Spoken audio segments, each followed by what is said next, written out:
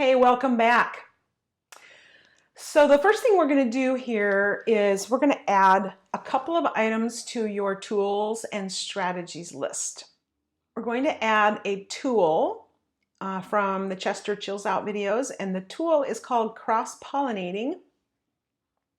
And that simply refers to drawing on something that was previously learned and utilizing it in another new piece that you're learning, that you're teaching. So then you can say, well, hey, this part is no new learning. Woohoo! So it just takes a little bit of pressure off. So in Chester Chills Out, as Neil mentioned, we can cross-pollinate with regard to the 5 steps of sound and the top and bottom they have come across, and also the positioning of the hands in the 1, 4, and 5 positions. And you know, if you think about it, that pretty much encompasses the entire piece. It's just putting it together a little bit differently. So that's cross-pollinating. And then also there was a new strategy that was discussed during the Ode to Joy video, and that was single thought processing. Sometimes in teacher discussions you'll see this abbreviated as STP. And that simply refers to breaking down the learning into the most basic components. This way we're not asking the brain to process more than one concept at a time. If you think about traditional lessons, when a child or any student is learning to play the piano by means of learning to read music, they're having to kind of go through some what I call mental gymnastics. They're using the every good boy does fine or whatever. They have to go through that process.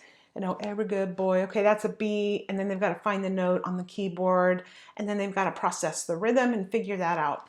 So that's just a lot of things happening in the brain at once. So we dispense with that, and we just we separate, like Neil has mentioned, what to play first and then how to play it next. And even those two components are just stripped down to the most single thoughts that we can do them in. So let's take a look at the core concepts list and go over what you might have added there as you were listening to the training. Neil talked about keeping songs alive being crucial to the process because, number one, it's fun and represents what we say our students are able to do and achieve.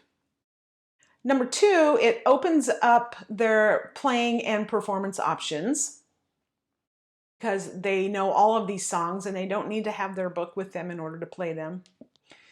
The third one was that it plays an integral role in developing musical expression, because without having to have their attention on how to play the song and where to put their hands, they're free to express more musicality in their playing of the piece. Number four, it provides a foundation for the reading process. We will be using these very songs once we get to our reading programs. And number five, it also provides a foundation for learning theory later down the track. And all of these things will become more apparent to you as you get further into the curriculum. The curriculum support section started out by talking about the role of diagrams. And the diagrams in the reference books are not incidental, and they're not just an extra. They really are integral to our playing-based approach.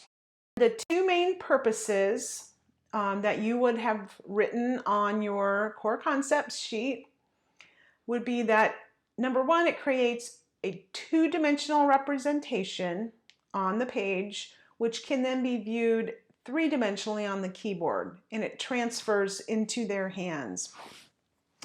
And then the second thing was that students can develop an ability to learn a new way of learning.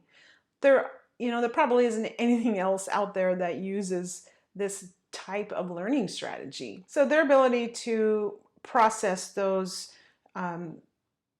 those diagrams and then apply them to their playing is going to serve them for the rest of their piano lives.